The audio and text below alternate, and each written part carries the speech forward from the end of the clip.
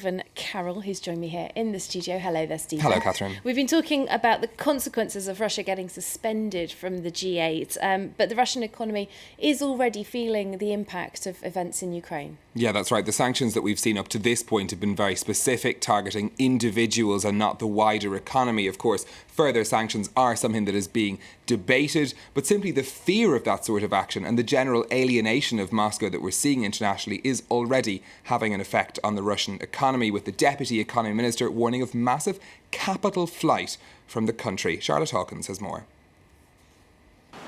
SMP Bank in Moscow, its owners, 2 of the 20 members of Vladimir Putin's inner circle, blacklisted by Washington.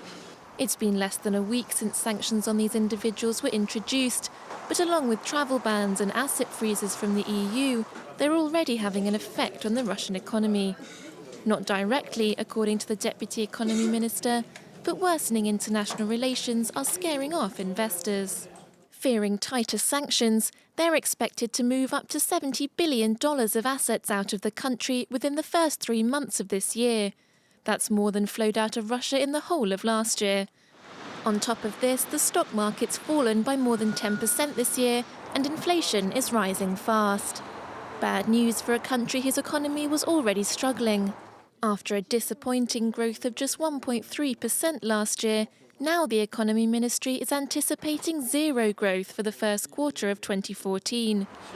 Not a recession, but it's going to make Russia's target of 2.5% growth this year particularly challenging. This may be just the beginning of Russia's economic woes.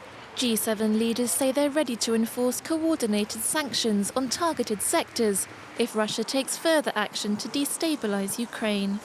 Now, just one example of that downturn, the world's largest brewer has announced that it's closing one of its plants in Russia. AB InBev, which owns brands including Budweiser and Beck's, is shutting one of its 7 breweries in the country. The company says it's because of economic and regulatory reasons. The Russian government has hit the beer industry by increasing taxes, banning advertising and restricting sales. Just one example of companies affected by the economic downturn there. And quite a quick impact as well, after just a couple of weeks of this all happening. Take us through what's happening on the markets. Well, we're going to start with the Moscow market. The MICEX index, the benchmark index there, has fallen some 13% since the start of this year. It's up slightly in trading today, but it's down over 200 points so far this year and not showing any great sign of recovery for now. Anyway, elsewhere in Europe, the German market has been weaker in recent days because of its strong ties to Russia and the potential impact of further sanctions. It's up by 0.5% in trading today. A generally positive start, as you can see, across the European markets. In London, the energy company Centrica slightly down open today after announcing it had purchased Ireland's state-owned gas company Bord Gáis for 1.1 billion euros. The business was one of the elements that Ireland's government was forced or pressured into selling by the Troika during its bailout programme. Quick look too at the Asian markets before we go. Fairly flat trading there, generally weak across the Asian markets as concerns over Ukraine play into investors' decisions. OK, well, Stephen, take us through some of the top company news headlines then. OK, we're going to start with Disney, which has bought the YouTube channel operator Maker Studios for $500 million. Big move for the entertainment giant into the online video site. Maker manages 55,000 channels, generating 5.5 billion views per month for programmes including the Care Bears. And the controversial internet entrepreneur Kim Dotcom has announced plans to bring his company to the stock market in New Zealand. To do so, the online storage company Mega Limited will buy a shell firm that's already listed on the exchange for $180 million. Kim Dotcom has been indicted in the US for copyright infringement, and an attempt to extradite him is ongoing. And the authorities in Mexico have placed an oil tycoon under house arrest over allegations that his company defrauded the US bank Citigroup of hundreds of millions of dollars.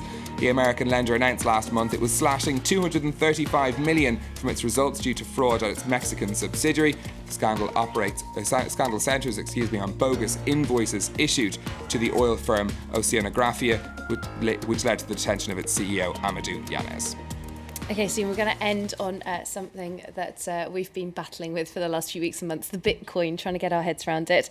It's a virtual currency, but it has now bought an enormous very much non-virtual house for one Bitcoin investor. Yeah, exactly. And not just any old house. It's a 2-bedroom villa on the resort island of Bali. Comes with its own swimming pool. The buyer paid around 800 Bitcoins for it, which are worth at current value around $460,000. Now, it's the biggest reported transaction using the virtual currency to date.